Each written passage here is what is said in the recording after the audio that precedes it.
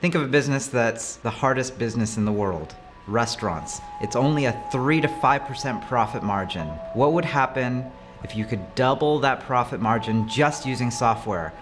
That's exactly where Plate IQ plays. They're helping restaurants like 11 Madison Park, all the way down to your neighborhood Jamba Juice, actually understand how much they're spending on food. It's an $860 billion market every single year. And using software, they're able to let restaurants that you and I love stay in business in the most competitive industry in the world.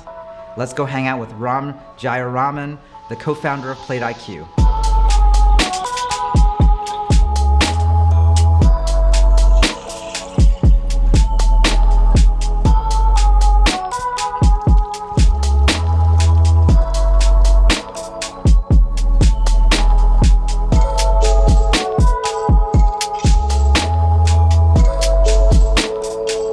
Ram, thank you so much for hanging out with me, man. Yeah, same here. You've built something that is actually remaking every restaurant, and the crazy thing is everyone eats. Well, we started 4 years ago in really trying to help restaurants understand the money they are spending, and that information is kind of hidden in their invoices on paper and PDF and so on to kind of really help them get all the data that is there in the invoices. Yeah. This isn't the front of the house, this is the back of the house. This is the unsexy back of the restaurant, which you probably don't see. And a lot of them are a really tiny room with 3 tables in them with bad Wi-Fi. There's kind of a show in the front that you walk in and see that. You see this nice food, you see all this decor and all those things. And how does it really get there? What really happens from a business standpoint as a restaurant? How does the whole thing run? And restaurants are incredibly hard to run, period. It's, down to the penny, honestly. Oh yeah, the margins are incredibly thin. They're probably it's very common to have a small single-digit percentage as a margin for restaurants. And so if you can move that margin even a little bit, you're doubling their profit. You're taking restaurants that could go out of business and turning them into actually profitable. Exactly. And with the advent of deliveries and all of the newer trends in the industry happening, the lot of the focus for these restaurants, that we believe, should really be about how they run the business. And a lot of restaurants historically tend to be not the best at running it as a business. And these are really creative folks who are getting into the business with the passion of it all. And so we're really trying to help them squeeze out all the little margin they have from the back. Well, this sounds like something that software can help a business person who's pulling their hair out. They're trying to make a great experience, but also trying to make it a good business. Yeah. And to date, before Plate IQ, they just didn't know whether they were getting ripped off or not. Exactly. The data that we are getting from these invoices, it's really hidden because it's all on paper. And just ask yourself that if you want to start a restaurant in San Francisco and you want to buy chicken in wholesale, where would you start? You can't just Google for a wholesale chicken. You may get a couple of hits. There's no kayak.com to compare prices, right? And that was one of the key things we saw earlier on. And in order to get there, you got to uncover all this data, which is hidden in paper. And you really have to go along and work with paper to then slowly move them to a digital world and get all this data out of the paper. What are some of the restaurants that you love the most that use Plate IQ? Well, you probably may know the French Laundry, which is one of the most popular restaurants in the country. Amazing. Yeah, Tender Greens, which is in the city, Mixed Greens, which is also really good. And on the East Coast, we again have a whole slew of things, everybody from the halal cards guys to the Jamba Juice in the West Coast, right? So it's a pretty wide spectrum. And I don't know if I have the absolute favorite at this point. I love them all equally. And so you're touching restaurants that are now nationwide.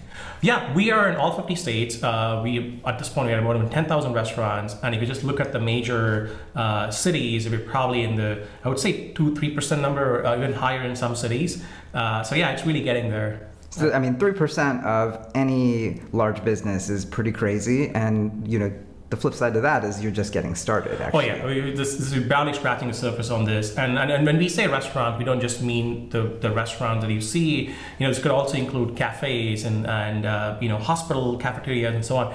Gap, for example, uses us in their corporate cafeteria, right? So there's a anything that touches food and makes food, I think in some capacity, like could benefit from Plate IQ. Yeah, I mean, everyone eats. So, the biggest, if you look at, how much money is spent on GDP, food is one of the largest. Yeah, I think the nationwide as a country, we're spending like in about $750 billion a year, which is pretty large.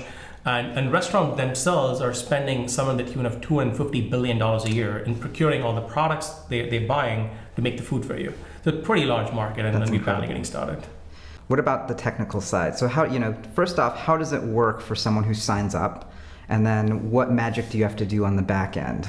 The experience we wanted to give restaurants was something, to use your word, magical, where like they're getting all these like invoices and all the spend they're doing, which could be in paper, PDF, whatnot. Whatever they use. Whatever they use today. We don't want to change behavior at all, right? The one problem with something like restaurants is they're not really that tech savvy pretty often. So we wanted to just have the least bit of like intrusion to the daily life. So they just get to scan their paper or like have a PDF. They can email the whole thing to us, and they kind of forget about it at that point, right? And that's really where the magic comes in, where like we're kind of using a combination of like ML and humans to kind of like digitize all this data into a structured form, so that eventually we can answer questions like, where is the cheapest chicken in San Francisco, right? That's valuable. Yeah, it's really valuable. And it's a really hard problem to scale. And we didn't really know it going in, how hard it's going to be, which is probably why we got into it. And when we started, obviously, there's a lot of manual work. And it's kind of like one of those YC things which talks about like how, hey, like do things that don't scale. And so we started something which doesn't scale at all. And now which is people.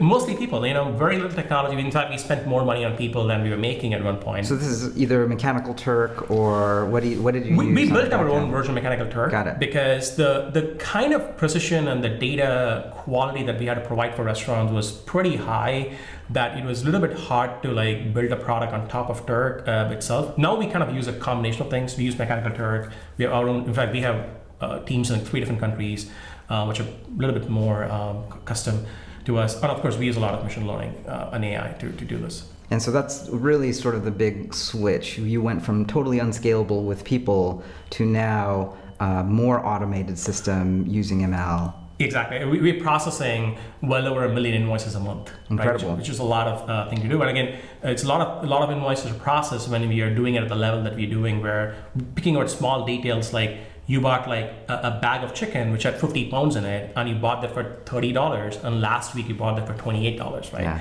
But that level of precision, I think we're pretty proud of what we did. Yeah, I mean, it's really noteworthy for me as a venture capitalist. We see a lot of companies that come in and say that they're going to use AI, but when you peel just a little bit back, you'll realize it's all people, and then you talk to the tech team and they actually have no possible way they could automate it the way you have. Yeah, so it's impressive to me. Whenever we see a team that is capable of going from unscalable to actually scalable, that's the whole magic right here. That's why $1 billion business can exist that's pure software here.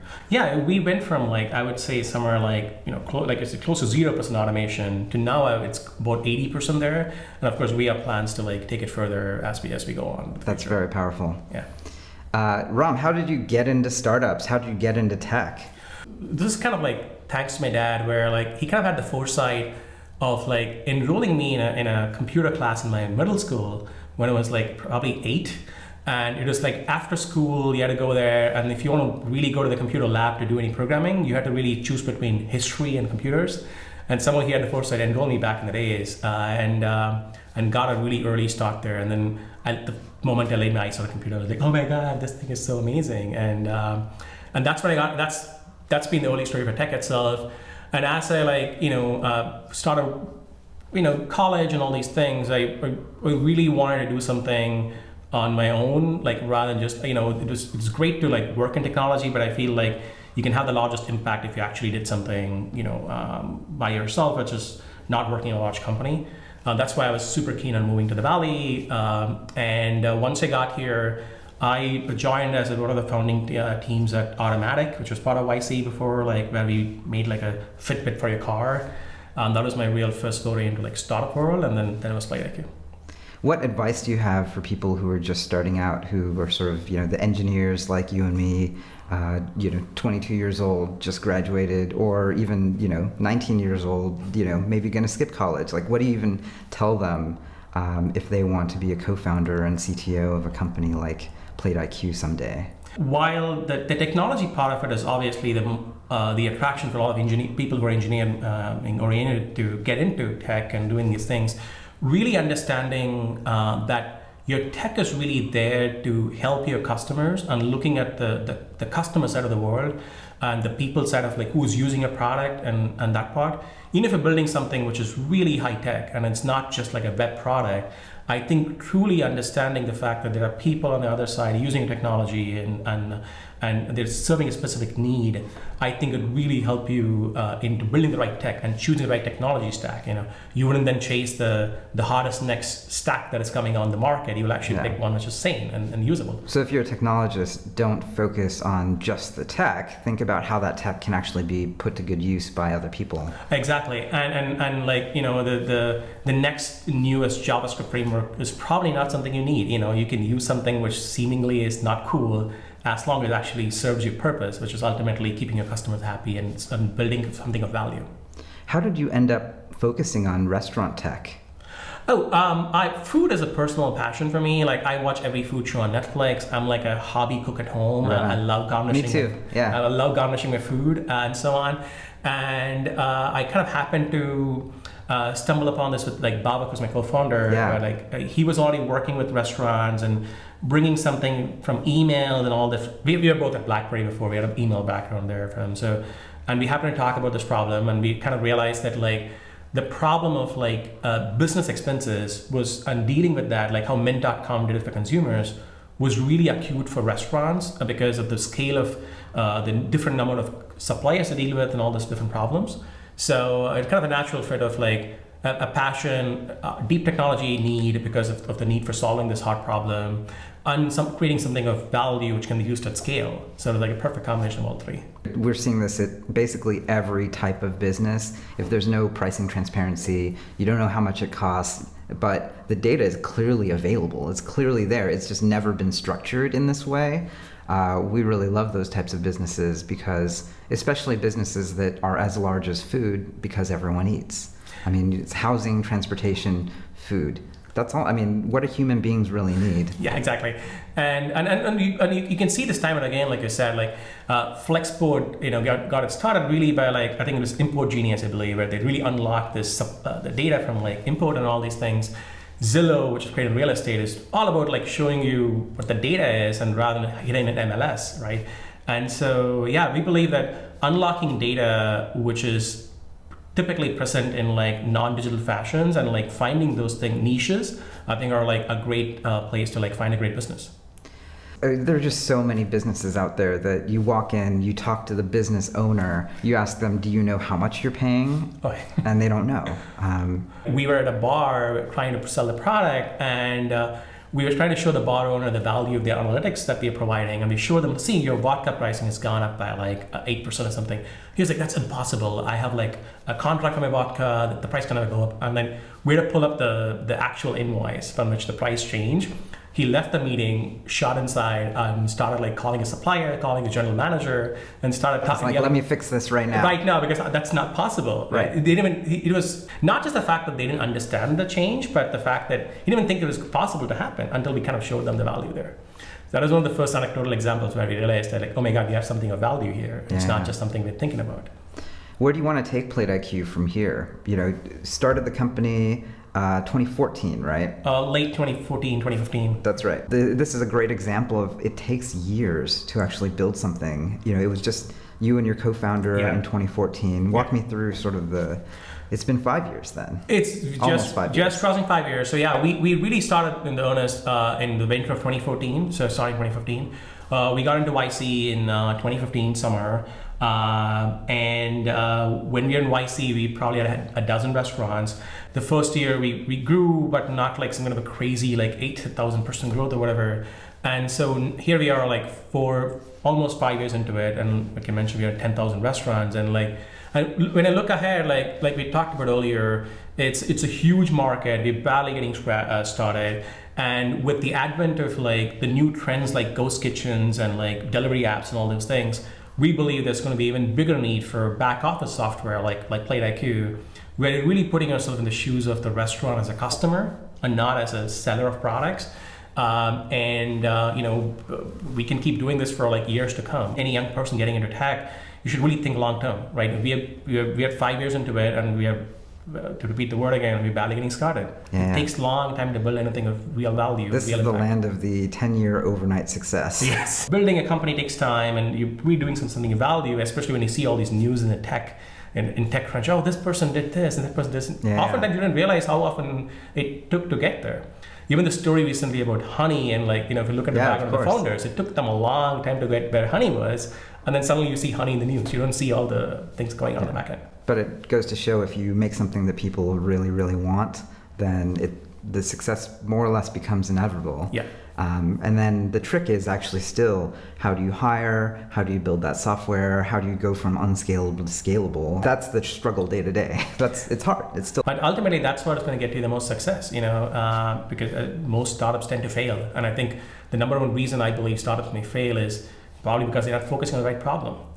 Even within restaurants, we had so many people talk to us about, oh, you could do this, you could do that, like your You've customers. heard it all in restaurant tech, I'm sure, at this point. Yeah, one of the most common questions we get is like, oh, so you guys do inventory management? I'm like, no, we don't do inventory management. We work with other partners who do, because the problem that we're working in, it sort of may seem a little bit of a niche problem from the outside, but it's like such a massive problem once you really dig into it, right?